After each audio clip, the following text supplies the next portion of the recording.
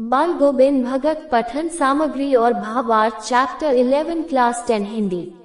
पाठ की रूपरेखा। रेखा चित्र शैली में रचित इस पाठ के अंतर्गत लेखक ने एक ऐसे पात्र का चित्रण किया है जो कबीर के आदेशों पर चलते हुए अपने जीवन का निर्वाह करता है।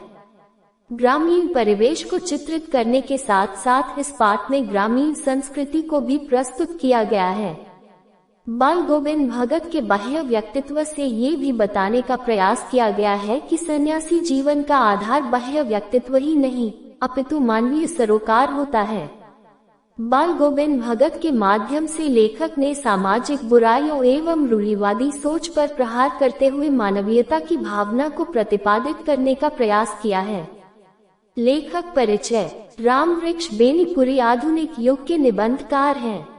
उनका जन्म 1899 में बिहार के मुजफ्फरपुर जिले के बेनीपुर गांव में हुआ। बचपन में ही इनके माता पिता का निधन हो गया था। वर्ष 1920 में गांधी जी के असहयोग आंदोलन में भाग लेने के दौरान कई बार उन्हें जेल जाना पड़ा।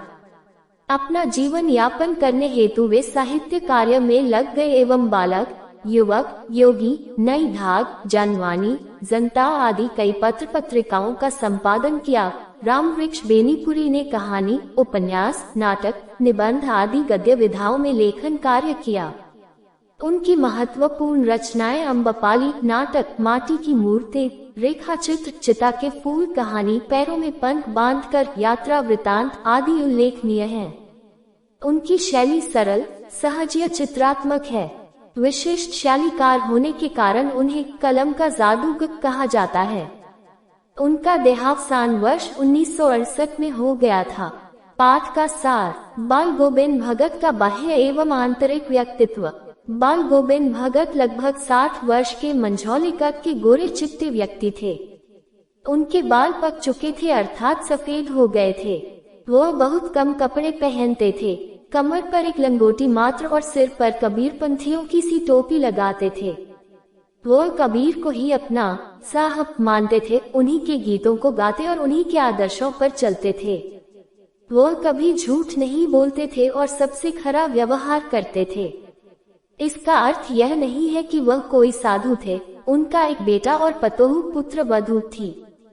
थोड़ी सी खेती बाड़ी और एक साफ सुथरा मकान था। उनका सबसे बड़ा गुण उनका मधुर कंठ और कबीर के प्रति अगाध श्रद्धा एवं प्रेम था। वे कभी किसी की चीज नहीं छूते। जो कुछ खेत में पैदावार होती उसे कबीर पंथी मठ में भेंट स्वरूप ले जाकर रख देते और वहां से प्रसाद स्वरूप जो कुछ मिलता उसी से गृहस्थी चलाते। बाल गोविंद भगत का संगीत के प्रति अगाध प्रेम। आषाढ़ की रिमझिम में जब समूचा गांव हल बैल लेकर खेतों में निकल पड़ता और बच्चे भी जब खेतों में उछल कूद कर रहे होते उसी समय सबके कानों में एक मधुर संगीत लहरी सुनाई देती। उनके कंठ से निकला संगीत का एक एक शब्द सभी को मोहित कर देता। तब पता चलता है कि बाल गोविंद भगत कीचड़ में लिथड़े हुए अपने खेतों में धान के पौधों की रोपनी कर रहे हैं। काम और संगीत की ऐसी संयुक्त साधना मिलनी बहुत मुश्किल होती है।